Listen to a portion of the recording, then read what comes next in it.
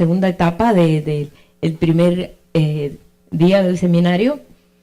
La razón que elegí este tema es el tema de la profecía, de ser conocedores de las profecías. Los antiguos conocían los tiempos, las sazones, y nada pasaba desapercibido para ellos.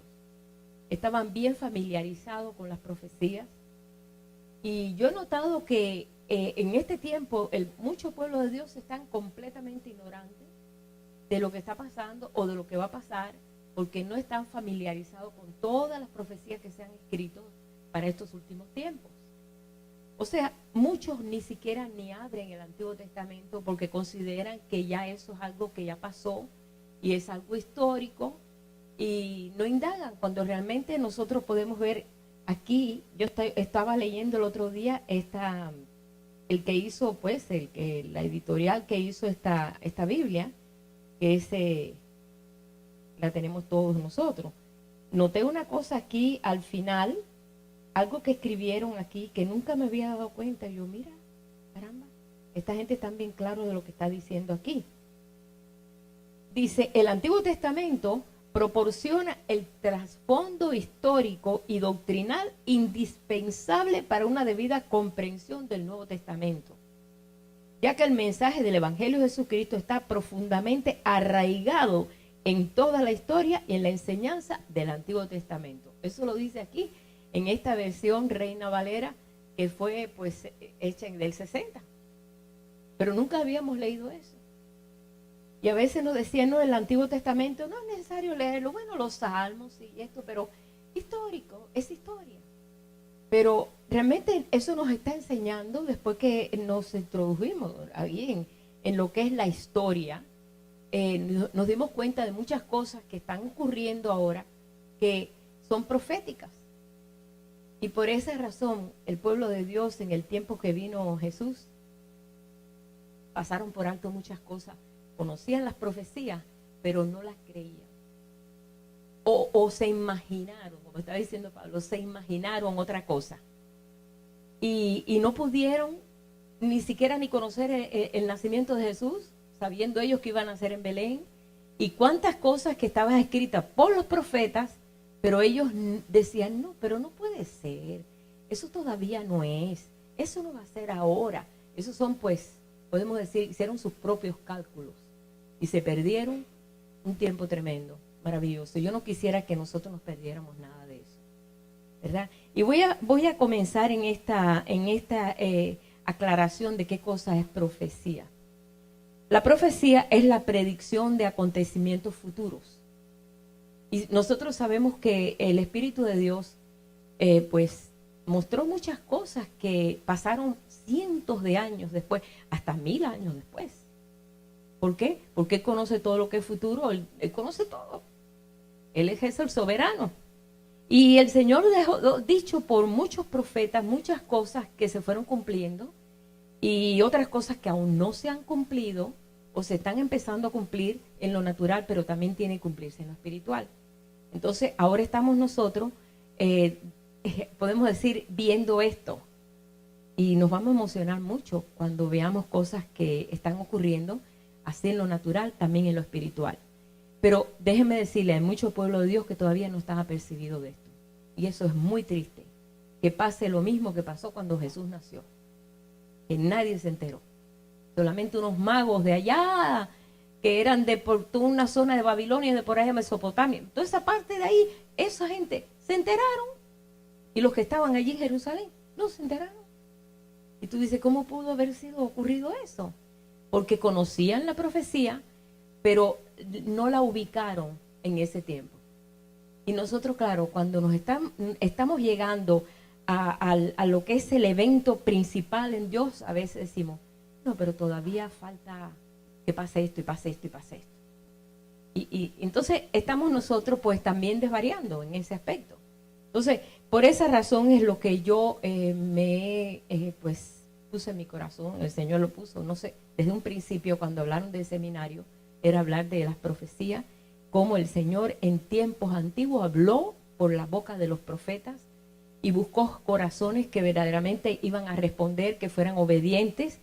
Que yo sepa, todos los profetas fueron bien obedientes hasta la muerte y muchos murieron violentamente. Muchos murieron en forma violenta porque ellos tenían que decir lo que Dios decía. Y pues a la gente no le gusta oír lo que Dios dice. Y más si son gente que no aman al Señor.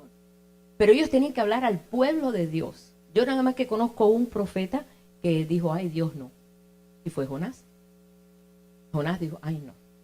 Agarró y alquiló ahí, pidió un ticket ahí, estaba en Jope, y allí pagó un boleto y se fue, como dice Pablo, a un crucero.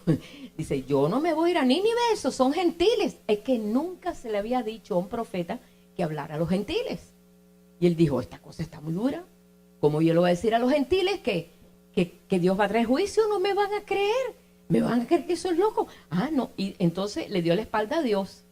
Pero no es porque no quería a Dios, sino que era muy duro el llamado. Como quiera tuvo que ir a la fuerza, porque no había otra persona que fuera a decirle a ellos que se arrepintieran. Pero fue. Pero no hay otro profeta, todos realmente obedecieron a la voz de Dios, lo que Dios le decía, hazlo y dilo, aunque fuera difícil, imposible, pero ellos obedecían porque Dios los escogía por el corazón. Como escogió a Elías, como escogió a todos los profetas, como escogió a Ezequiel y como escogió a cada uno que obedecieron y fueron fieles, como fue el mismo Eliseo, que era un siervo, y lo escogió porque vio el corazón, era un corazón dado y entregado a lo que Dios quería, porque el llamado es grande. Y todas estas cosas pasó en ese tiempo en el cual el Señor pues habló con muchas voces del profeta.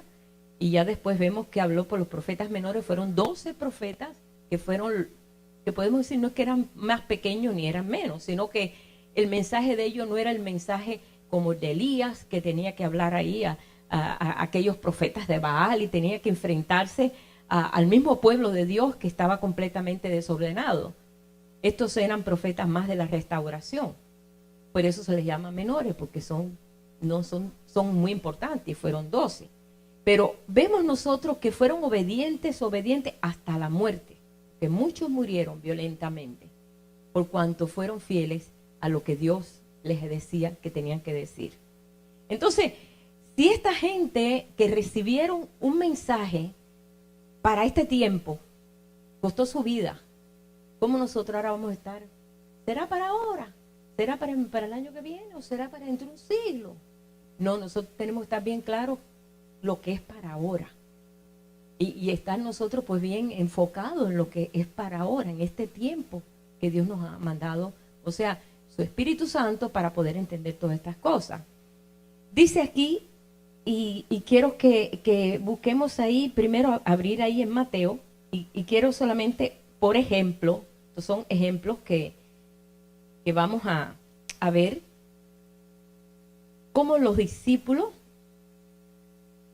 y todos los hombres de Dios, los discípulos eran gente, no todos, pero todos eran, la mayoría eran sin letra, del vulgo, eran personas pescadoras, no eran personas así preparadísimas, pero ellos estaban conscientes de las profecías y sabían que el Mesías iba a venir.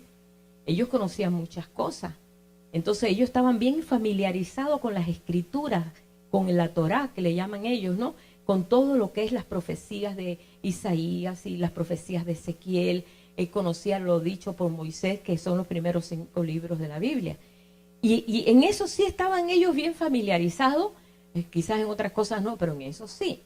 Y cuando Jesús nace, ahí en el capítulo de Mateo, el capítulo 1, verso 22, en el verso 21 dice: y dará a luz un hijo y llamará su nombre Jesús, porque él salvará a su pueblo de sus pecados. Todo esto aconteció para que se cumpliese lo dicho por el Señor por medio del profeta Isaías. Ya sabía que el profeta Isaías se había dicho: la Virgen dará a luz y tendrá un hijo. Y sabía que eso se iba a cumplir. Ahí se encuentra en Isaías 7:14. No lo vamos a leer, pero ya sabemos que dice: y aquí una virgen concebirá y dará a luz un hijo y llamará su nombre Emmanuel. que traducido es Dios con nosotros. Todo eso estaba escrito por Isaías. Y entonces ellos enseguida pues se enfocan y dicen, esto es lo dicho por Isaías. Esto estaba escrito. Después vamos a seguir en el capítulo 2. Estos son un poquitos ejemplos que quiero darle para poder nosotros ubicarnos y ver realmente qué bien informados estaban los discípulos de las profecías. Dice aquí, en el capítulo 2, verso 4, dice, convocado todos los principales sacerdotes y los escribas del pueblo, les preguntó dónde había de nacer el Cristo. Eso fue cuando vinieron los magos del oriente y venían buscando a ver dónde que iba a nacer el Mesías, según las profecías. Ellos conocían ya de las profecías, podemos decir que más que ellos. Y no eran gente que eran pueblo de Dios, eran gentiles. Ellos les dijeron, en Belén de Judea, porque así está escrito por el profeta Miqueas, capítulo 5, verso 2. Tiene que ser en Belén de Judea. Ah, está bien. Pues entonces ellos partieron para Belén. Y digo, ¿por qué los sacerdotes, los principales y los ancianos no fueron detrás de ellos? ¿Verdad? ¿Por qué no fueron también? No, fueron los magos solos. Ellos no le creyeron. Creyeron las profecías al dedillo, conocían las profecías, pero no lo creían. La conocían, pero no la creían. ¿Cómo va a ser ahora, en este tiempo, que vaya a nacer el Mesías, en este tiempo donde estamos siendo ocupados por los romanos? Gentil, un pueblo gentil. No, el Mesías no puede venir en este tiempo. Eso es. No lo creyeron. Nosotros no podemos ubicar los tiempos. El Señor está cumpliendo toda su palabra y está cumpliendo las profecías. Aquí nosotros vemos y vas a poder ver cómo en todo lo escrito, hermano, aparece inmediatamente el evento, la situación, cuando se forma la matanza de niños que ocurrió en Belén, que ahí todavía hay niños enterrados en Belén. Ellos dicen que ahí han encontrado niños enterrados de cuando esa matanza que hubo hace 2000 años atrás. Dicen en el capítulo 2, verso 15, cuando hablaron de que, mira lo que pasó, todos los niños de 2 años abajo en Belén fueron matados. Dice, pero esto está escrito en las profecías también. Ya sabían también que estaba escrito. Estuvo allá, dice, para que se cumpliese lo que dijo el Señor por medio del profeta cuando dijo, un poquito más acá, este es otro, de cuando vino de Egipto. Entonces se cumplió lo que fue dicho por el profeta Jeremías cuando dijo, voz fue oída en Ramá, grande lamentación, lloro y gemido, Raquel que llora a sus hijos y no quiso ser consolada porque perecieron. Ya estaba escrito también que iban a matar a los niños. Pero ¿cómo podemos nosotros entender cosas así? Que bueno, que ya pasaron y ya esto ocurrió y esto fue parte de la historia del tiempo de la llegada de Jesús. Dios hecho carne provocó una tremenda conmoción y mucho derramamiento de sangre porque querían destruirlo. Pero todo eso estaba ya escrito. Hermano, y vamos a encontrar como en muchas partes de los evangelios hasta Jesús menciona las profecías. Los discípulos mencionan las profecías. Esto está cumplido, ya se cumple acá y aquí fue dicho por el profeta Isaías, Jeremías, Ezequiel, etcétera, etcétera. Todo eso, vemos que ellos estaban bien familiarizados, pero nosotros tenemos que entonces entrar a ser más ubicados en lo que Dios está haciendo y conociendo las profecías de este último tiempo que nosotros estamos viendo. Todo esto que nosotros, yo quiero leer un versículo aquí que se encuentra en 2 de Pedro, capítulo 1, verso 20, 21. Y el apóstol Pedro menciona esto, porque dice, entendiendo primero esto, que ninguna profecía de la Escritura es de interpretación privada, porque nunca la profecía fue traída por voluntad humana, sino que los santos hombres de Dios hablaron siendo inspirados por el Espíritu Santo. Esto lo habló el apóstol Pedro. Ninguna profecía podemos decir, bueno, yo creo que eso vamos a ubicarlo de esta forma, vamos a decir que de esta manera. No, el Señor está obrando, está haciendo una obra tremenda y quiere un pueblo entendido. Quiere que estemos entendiendo todas las cosas. Cuando nosotros cantamos que dice que toda lengua, todo linaje y toda nación, eso es profecía. Dice que toda lengua, todo linaje y toda nación adorará a Dios. Cuando se dio esa profecía, que la dio Isaías, la ha dado Jeremías, la dio Ezequiel, lo han dado muchos, los gentiles no conocían al Señor.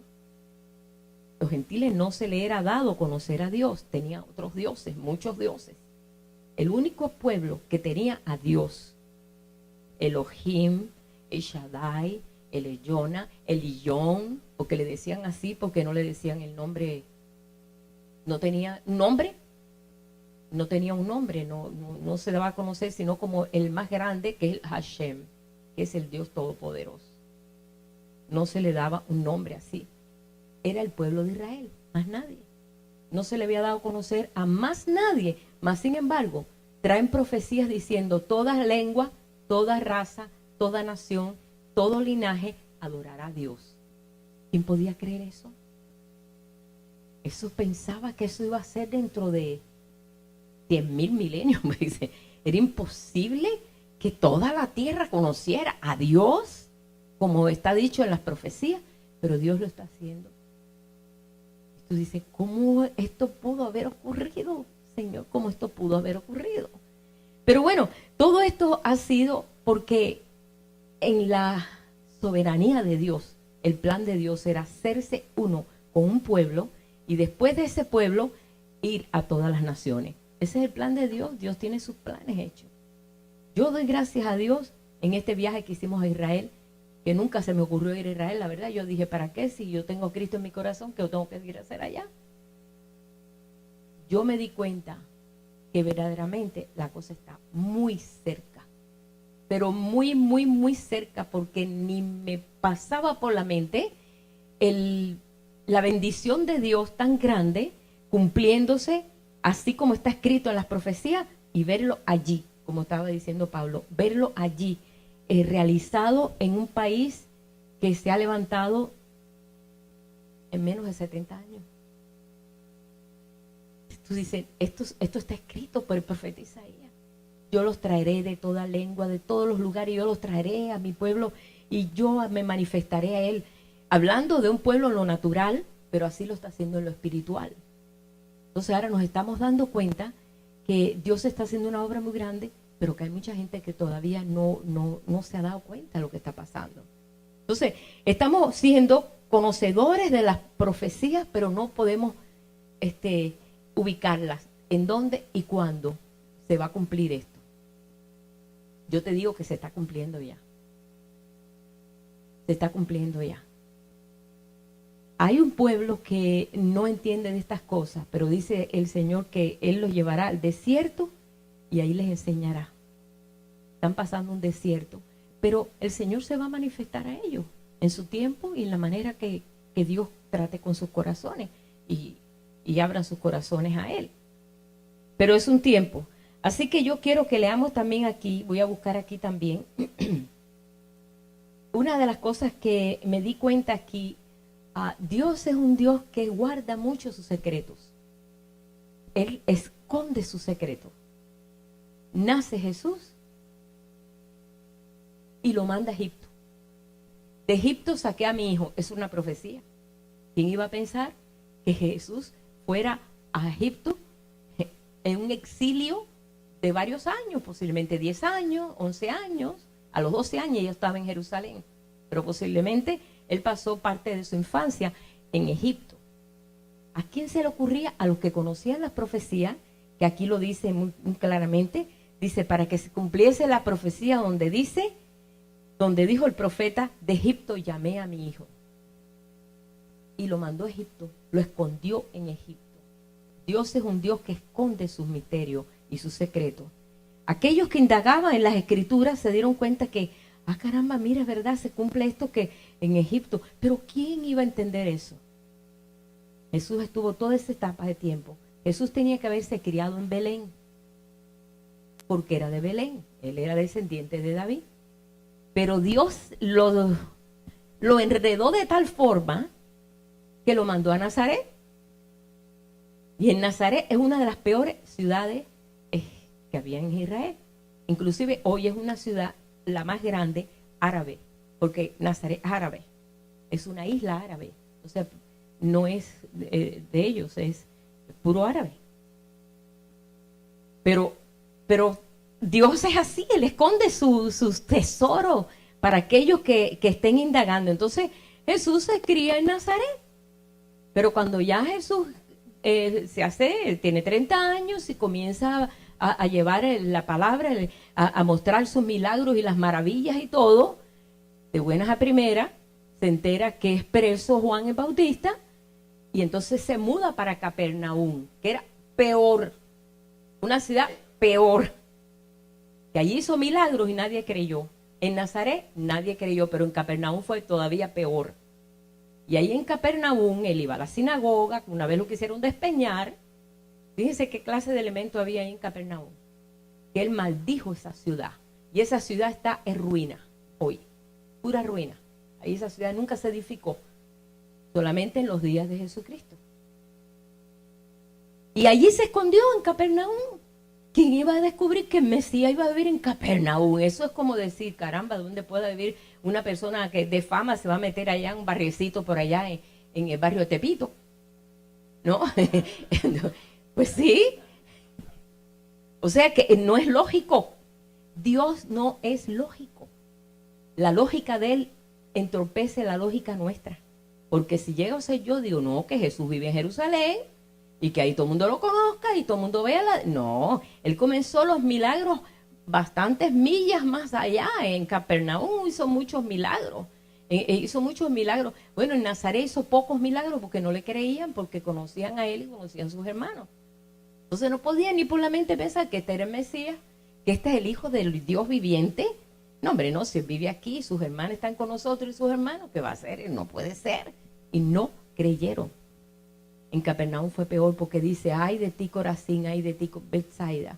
Porque si ustedes hubieran hecho los milagros que se hubieran hecho, ya hubieran tenido una reacción diferente. Y tú, Capernaum, hasta el Hades será llevada. Así le dijo Capernaum.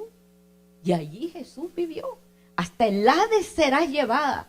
Porque mira que en Sodoma, en Gomorra se vieron cosas mayores. El juicio va a ser más leve en Sodoma y Gomorra que contigo. Esa palabra le trajo Jesús a Capernaum. Y allí Dios fue donde mandó a su hijo para que se desarrollara su ministerio. ¿Verdad que hubiera sido mejor en otro lugar? Pero bueno, Dios esconde siempre sus tesoros, para que entonces aquellos que de veras, que con todo su corazón le aman, entonces Él abre su corazón. ¿No les habló en parábola? ¿No le hablaba en parábola? Y los discípulos le decían, Señor, ¿por qué tú le hablas así? No entiende. Dice, sí, porque no tienen corazón para oír. Así que con sus ojos oyen, con sus ojos ven, con sus oídos oyen, pero su corazón está lejos de mí. Así que mejor que no entiendan. Es preferible que no entiendan. Ese es nuestro Dios. Entonces, ¿a quién le revela? Realmente a aquellos que van de corazón, Señor, yo no entiendo esto, muéstrame esto. ¿Qué quiere decir esto? Ayúdame. Entonces, Señor, abre su corazón y te lo revela, porque las cosas del Señor son sencillitas. Dios te muestra las cosas muy sencillas, pero a veces las complicamos tanto que entonces no la entendemos, porque la queremos pasar por esta mente. Y el Señor a veces le enseña las cosas así, un abrir y cerrar de ojos. Y tú dices, wow, qué cosa más tremenda. Bueno, ellos conocían las Escrituras, pero no pudieron seguir la dirección del Espíritu. Es muy importante conocer las Escrituras, pero también seguir la dirección del Espíritu. Es lo que está el Señor enseñándonos ahora, cómo realmente Él está mostrando cosas tremendas que antes no le había mostrado a su pueblo. Vamos a ir unos 50 años atrás. El pueblo de Dios estaba ignorantísimo. No conocía tantas cosas. Conocía lo que le enseñaban. Y de ahí en fuera no teníamos cómo comparar o cómo. No sabíamos. No lo podíamos entender. Pero ahora el Señor nos ha dado, bueno, nos dio el Espíritu Santo hace ya 2000 años. pero fue todo completamente estropeado por el sistema religioso, por los sistemas de los pueblos, por las culturas de los pueblos. Se empezó todo podemos decir, a contaminar, y llegó un momento que, ¿qué cosa debemos de creer? Cuando nosotros nos hablaban de un judío, decíamos, ay, espérate, un judío es alguien que no cree en Jesús, ¿verdad? Sí, así era, sí. No, y cuando nos hablaban de esto, porque no teníamos conocimiento de nada. Ahora nosotros estamos viendo, gracias al Señor, que a través de las Escrituras, pues estamos nosotros entendiendo todo. Hemos leído nosotros como en Primera de Tesalonicenses, donde nos dice, no menosprecies las profecías. No las menosprecies. Dice, cultívalas, apréndelas, conócelas, sé parte de este pueblo. Cuando el Señor dice que Él traería de todas las tierras, de todos los traería y los volvería a llevar a su propia tierra, nadie podía imaginarse que Dios iba a hacer este milagro en este tiempo, donde ha traído gente de tantas partes, podemos decir, de tantos lugares a Israel, o sea, judíos que han estado 1000 años. Hay unos judíos allá en una zona por allá de África, por 1000 años han tenido ellos sus reuniones, usan todo el andamiaje que usan ellos, ¿no? Y sus leyes y todo. Y ahora por fin ellos regresan a la tierra que ellos estaban anhelando volver porque no se les permitía. Y tú dices, todo eso está ocurriendo porque también está ocurriendo en el pueblo de Dios en lo espiritual.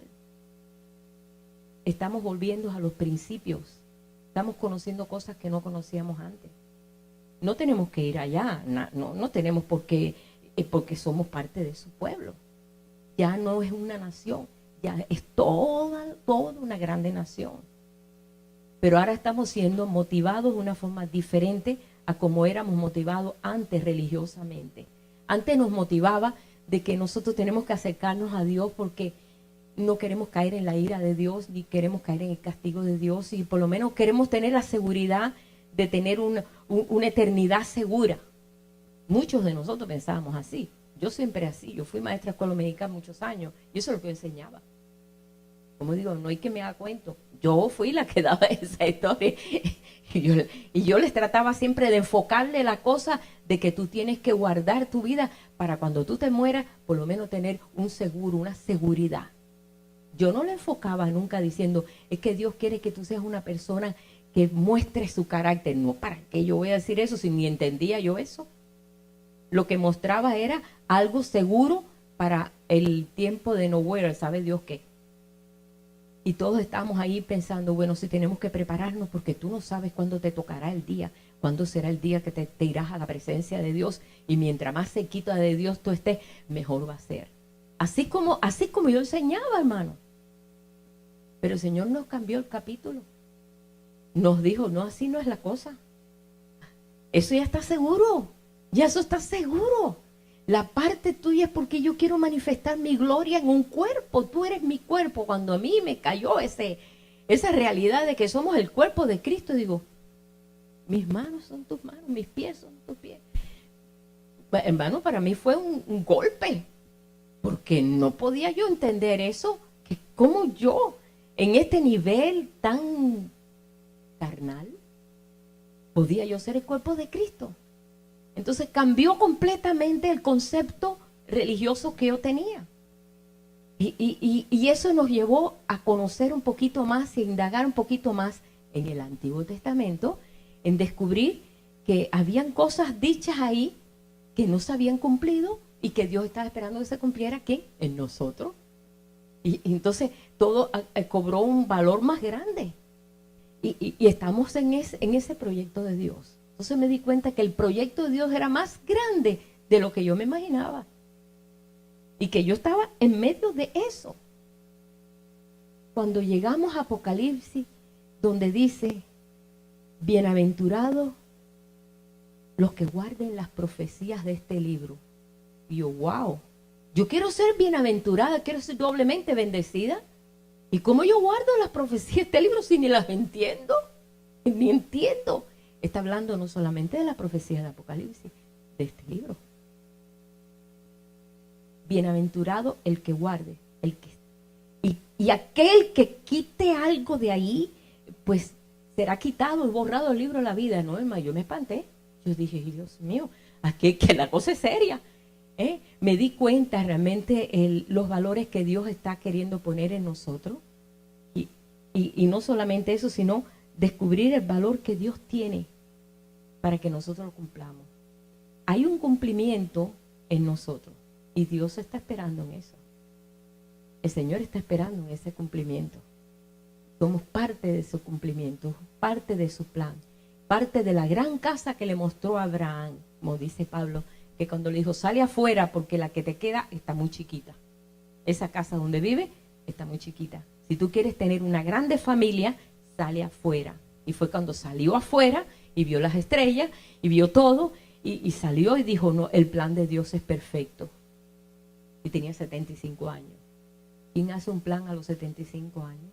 Plan de retiro. Pues sí, pero no un plan de una familia. No, para nada. Pero cuando Dios habla, hermano, Dios estremece tu cielo. Y te muestra todas las cosas. Y no solamente te capacita y te pone un impulso tan grande en tu corazón que ni miras eso, ni miras aquellas cosas que son imposibles, sino mira que todo es posible porque Él es el que está empujando, Él es el que está impulsando en esta hora que nos ha tocado vivir. Estamos viviendo el postrer tiempo.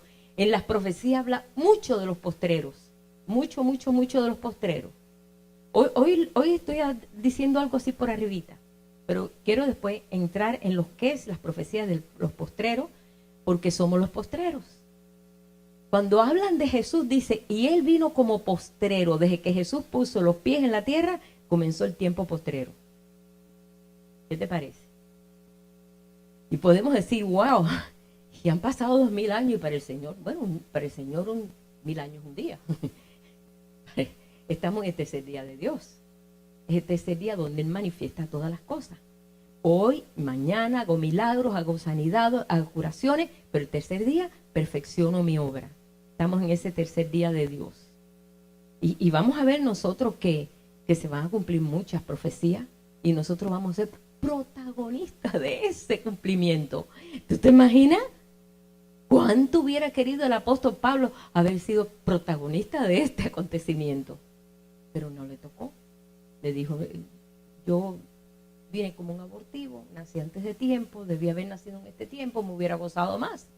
Pero él tuvo que dedicarse a predicarle a los gentiles, abrir la puerta a los gentiles, y fue un llamado enorme, porque el llamado que él hizo fue ir todo Asia y llevar un mensaje a los gentiles para que se abriera la puerta de Dios a todos los gentiles. Para mí, hermano, el apóstol Pablo fue un hombre usado realmente para un plan de Dios tremendo, pero fue su tiempo. Ahora es el nuestro.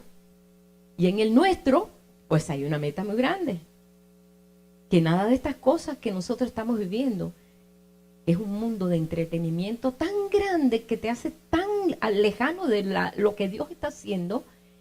Y sabemos que Dios para siempre usó gente ocupada para tener un trabajo. Dios nunca usó gente ociosa para darle un deber. Usó gente que estaba haciendo algo. Fíjense, observen y después den una vuelta por todos esos profetas, todos estaban haciendo algo. Hasta inclusive Eliseo tenía 12 juntas de bueyes y estaba arando cuando fue llamado a ser siervo, esclavo. Bueno, vamos a poner siervo, no, criado de Elías. Y se sintió tan contento porque había sido llamado por Dios, que dejó las yuntas de bueyes, hasta mató un buey y hizo una tremenda comida y le dio a todo el pueblo. Porque era tremenda fiesta, porque ahora iba a ser el criado del profeta Elías. Claro, varios años después vino a ser el profeta Eliseo, con la doble porción del Espíritu. Pero mire qué corazón, ¿verdad? Dios siempre llamó gente que estuviera ocupada. Muchos decimos, es que estoy muy ocupado, yo estoy muy ocupado. Ven acá, ¿y los apóstoles qué cosa eran? Pescadores. ¿Dónde los fue a buscar Jesús? Ahí en el mar de Galilea estaban remendando las redes que se les rompían cada vez que pescaban y se les rompían. Y Jesús los llamó, dice, y dejando las redes, siguieron a Jesús.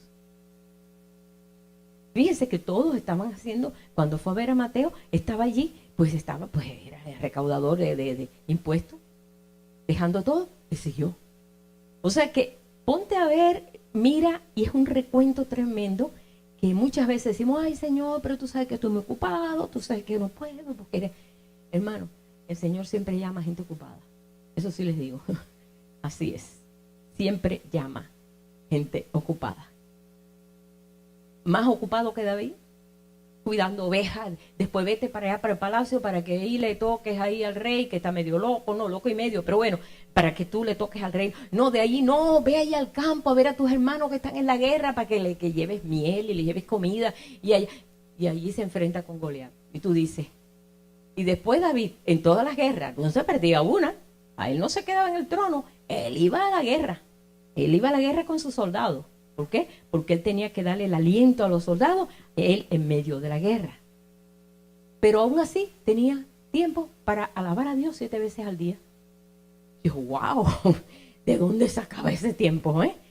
7 veces al día alabo tu nombre, Señor, por tus justos juicios. ¡Qué tremendo! ¡Qué ocupado, hombre! Pero ¿cómo podía llenar ese vacío que tiene todo ser humano? Porque si no se llena con Dios, hermano, pues se va a llenar de cuanta cosa vamos a tratar de llenar, como estaba diciendo Pablo, y los viernes lo llenábamos, y el sábado y el domingo, y el lunes estábamos hechos desanimados. Es verdad, así es. Realmente, Dios llena el corazón. Y Él lo está haciendo ahora con este tiempo que nos ha tocado vivir, el tiempo de más ocupación, de más entretenimiento, de tantas cosas que está alrededor nuestro, tantas noticias, tanto, porque el Señor está cumpliendo sus profecías para este tiempo. ¿Ustedes creen que allá los ancianos de Israel y todo que estaban esperando a ver cuándo van a ser el Mesías, cuándo va a llegar? Pronto va a llegar el Mesías, porque mira que el Señor ayúdanos, mira, en los romanos, mira cómo nos tienen, manda al Mesías. El Señor les manda al Mesías y, ay no es de Dios que el Mesías venga ahora. No es de Dios. No estamos en el tiempo de Dios, no puede ser, eso no es verdad y no lo aceptamos. Pero estamos viviendo este tiempo. Es tan importante, hermanos, que nosotros estemos conscientes que somos el pueblo postrero, el pueblo de aquel día, como Jesús siempre decía. Y en aquel día, como lo decían los profetas Miqueas, ahí Joel, y todos esos profetas dijeron, y en aquel día se oirá esto y se oirá aquello, y toda rodilla se doblará y todo pueblo vendrá y orará a Dios. Y tú dices, ¿y cuándo es ese aquel día? Es hoy. Es hoy.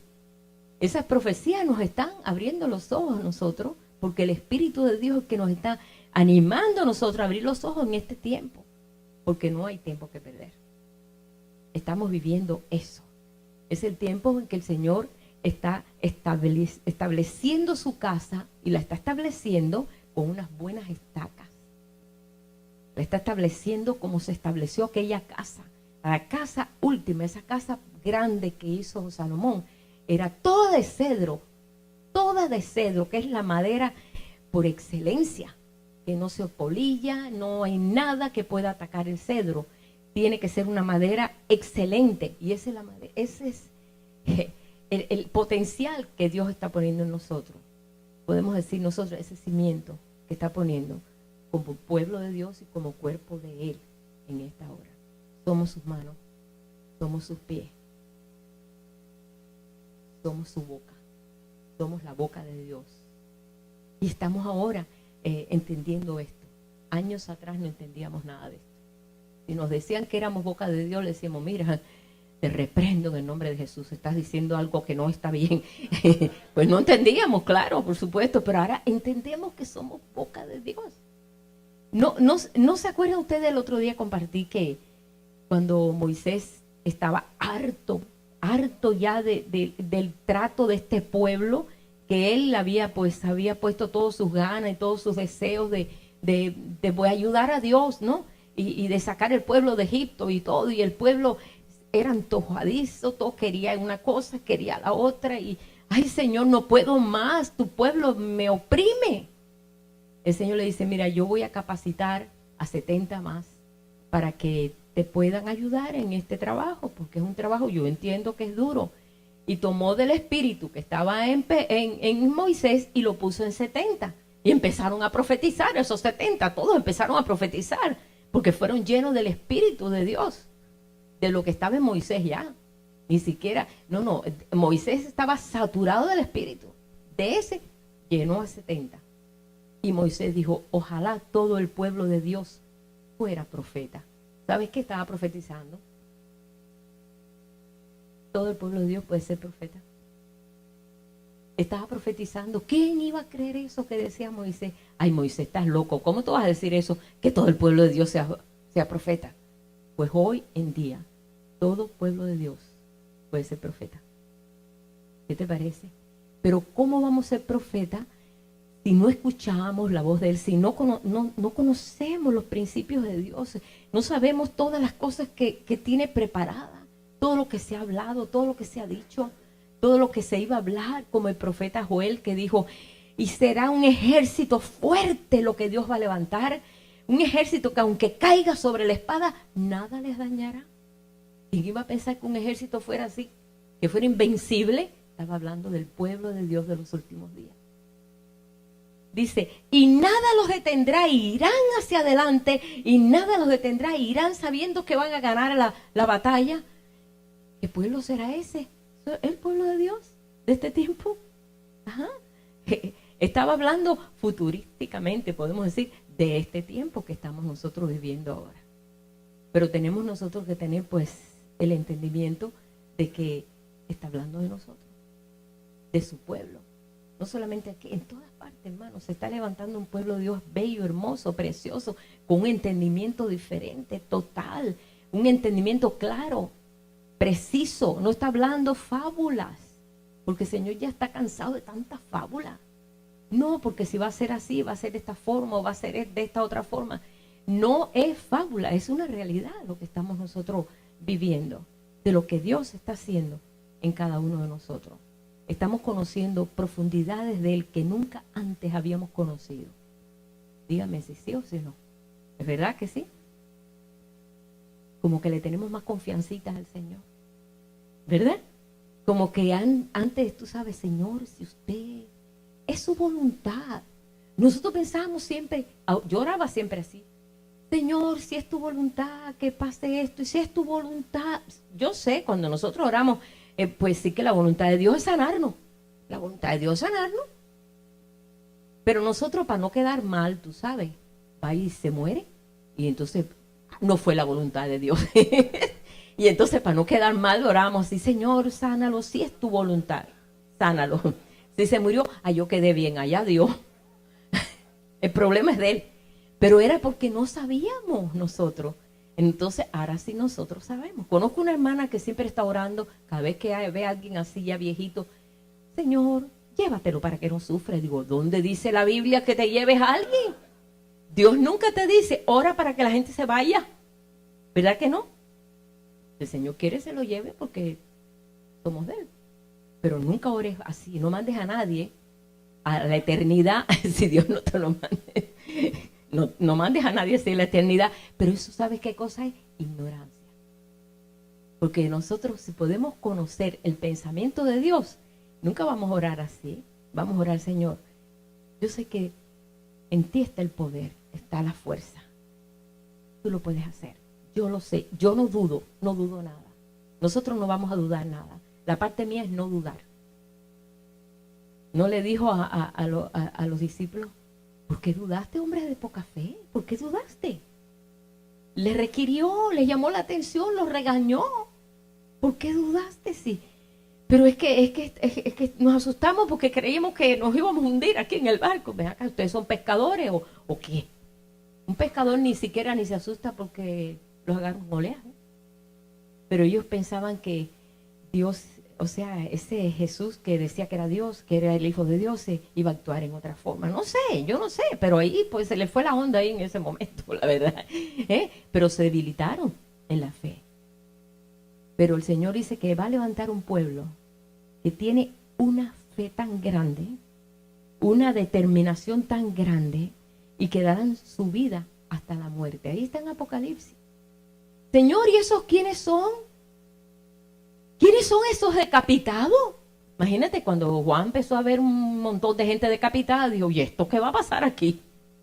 Y le dijo, estos le han vencido al Cordero por la sangre del testimonio, por la palabra del testimonio, porque han dado su vida hasta la muerte, porque los vio sin cabeza.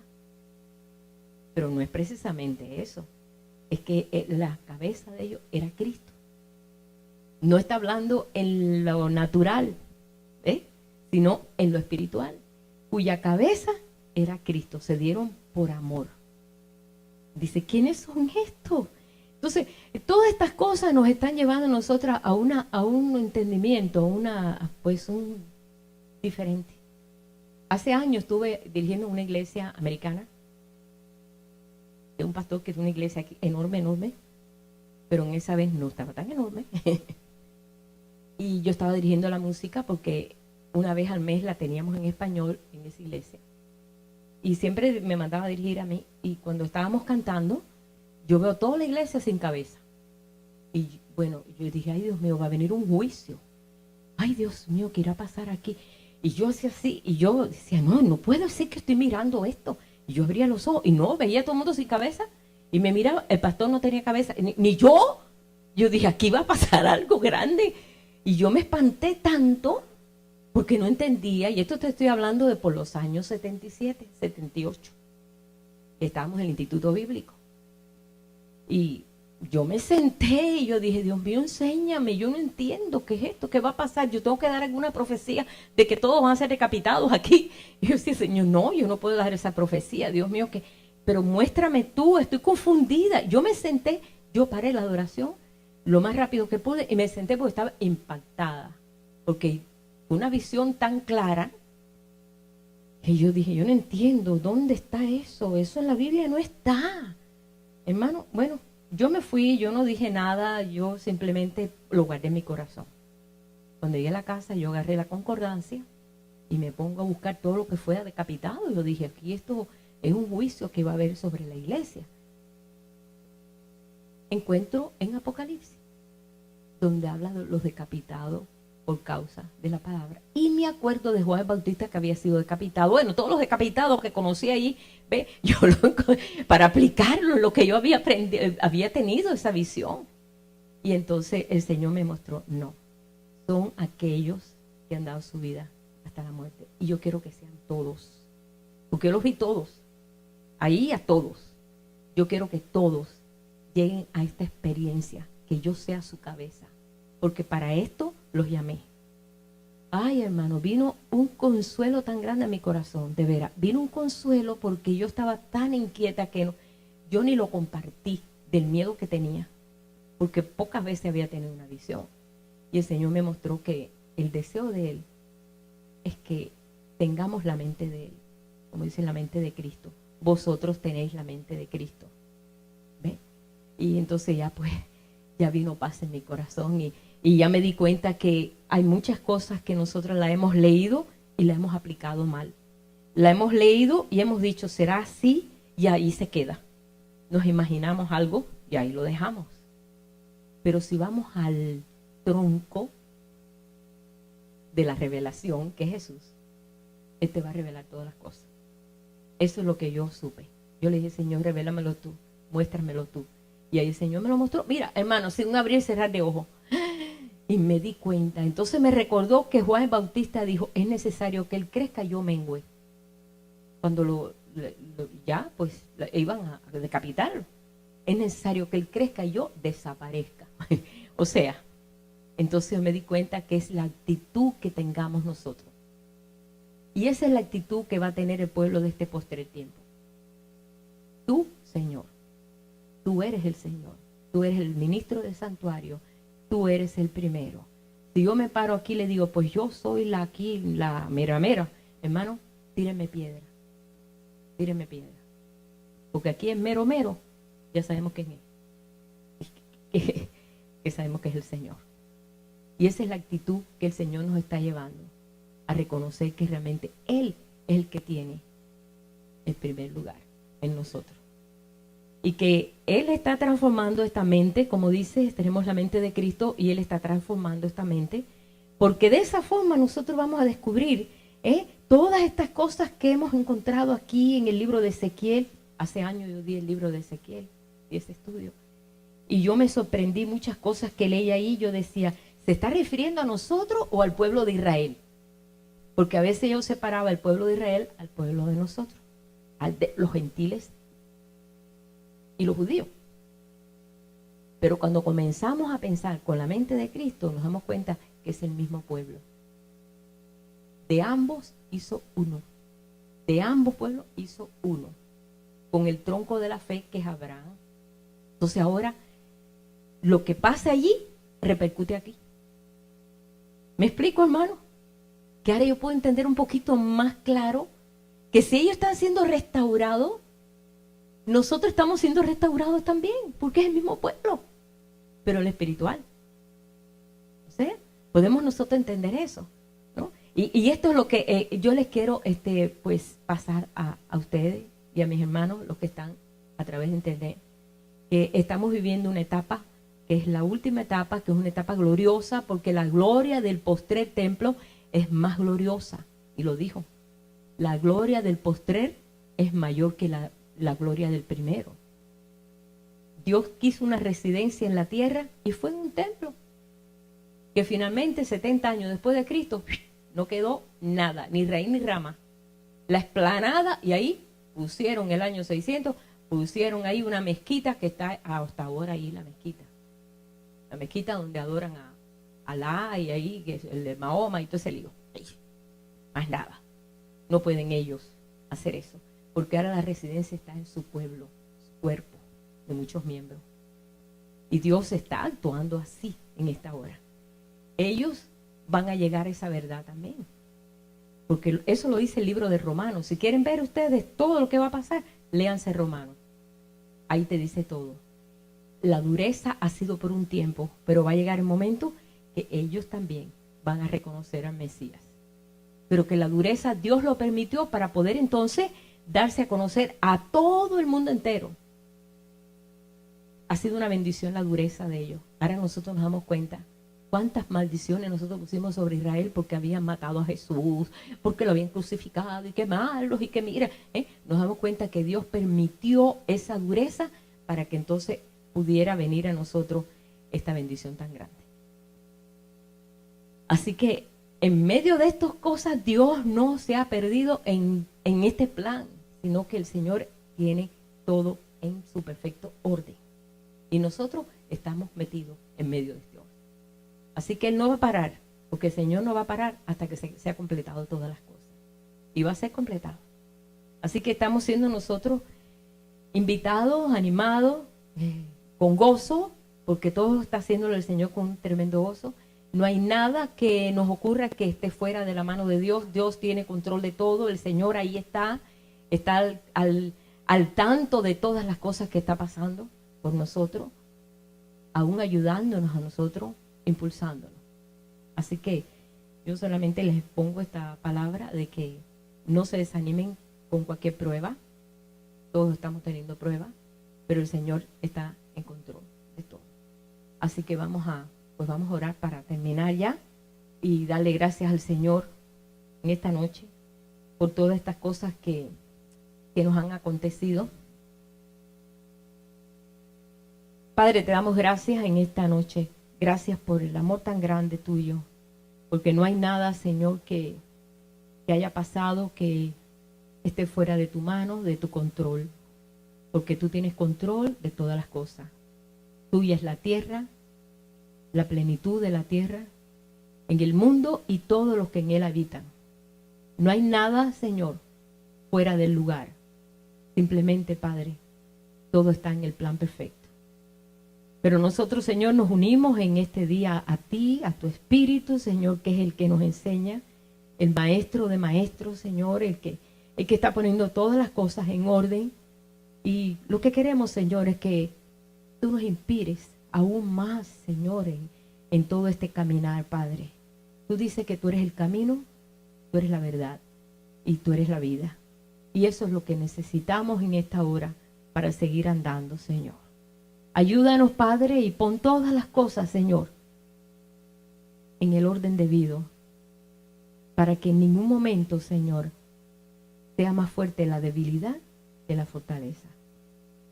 Que nosotros podamos, Señor, siempre vencer en medio de cualquier imposición, en medio de cualquier cosa que se presente, que seas tú, Señor, el que toma el control total en nuestras vidas, Señor. Te damos nuestro corazón a ti, Señor. Este corazón es tuyo, Padre. Enséñanos, dirígenos, Padre. Ayúdanos, Señor. Nos ponemos en tus manos, Padre, en el nombre de Jesús. Amén. Gloria al Señor.